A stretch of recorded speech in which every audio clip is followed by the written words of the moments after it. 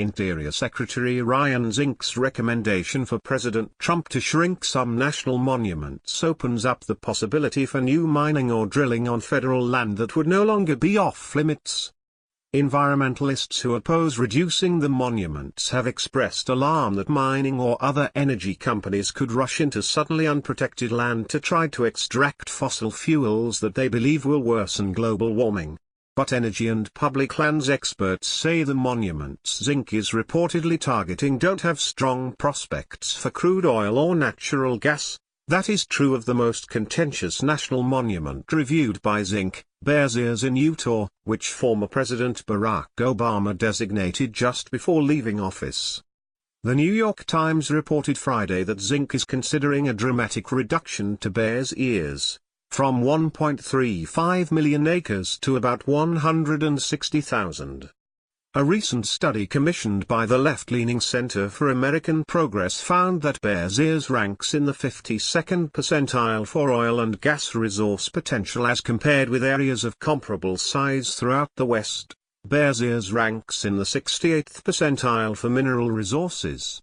The places they are looking at scaling back don't have extraordinarily high resource potential, said Matt Lee Ashley, a senior fellow at the Center for American Progress, in an interview with the Washington Examiner. You don't see the big oil and gas companies clamoring to get in there, Bears Ears, and that's indicative of the resource potential not being outstanding, added Lee Ashley, who is also a former deputy chief of staff at the Department of the Interior. Charles Wilkinson, a professor of public land law at the University of Colorado, said Bears Ears does have significant uranium deposits. Wilkinson is an advisor to the Native American tribes who lobbied for Bears Ears to become a national monument. Mining is a serious threat to Bears Ears, Wilkinson told the Washington Examiner.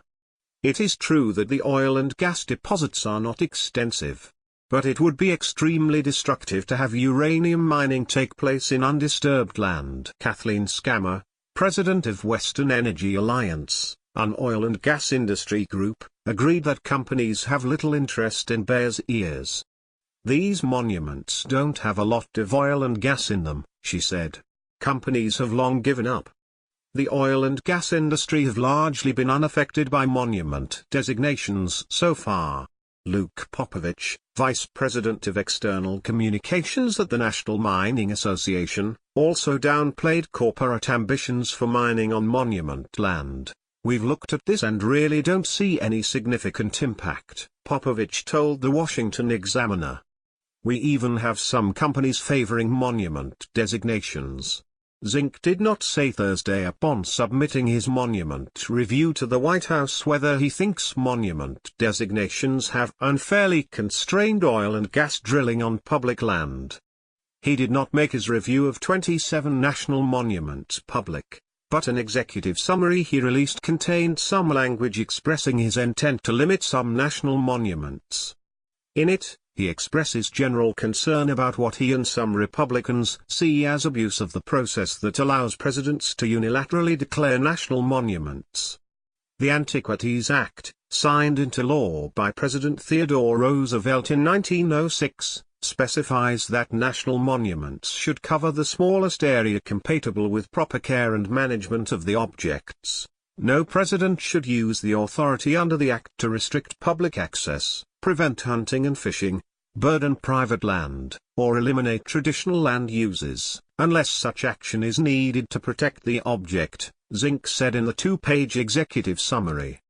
Adherence to the Act's definition of an object and smallest area compatible clause on some monuments were either arbitrary or likely politically motivated, or boundaries could not be supported by science or reasons of practical resource management, Zink added.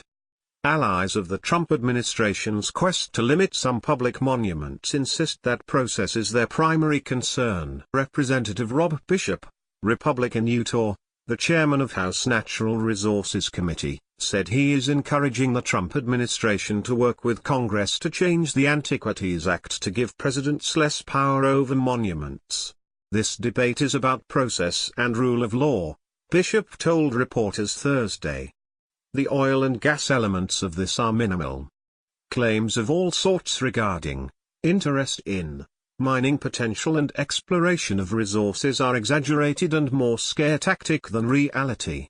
Bishop last year introduced legislation to conserve Bears Ears in Utah, but his bill would cover less land than what Obama established.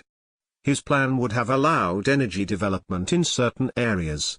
A national monument designation prohibits prospective mining and drilling on the land, although existing leases for energy extraction are maintained.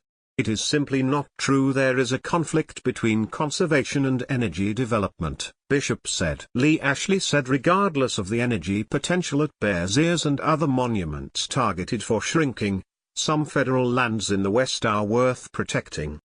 The reason for protecting is that open lands in the West are disappearing, Lee Ashley said. The pace of development is very high.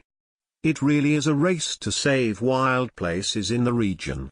That's why monuments and national parks are important, so they become a bulwark against having complete loss of natural areas that define the region.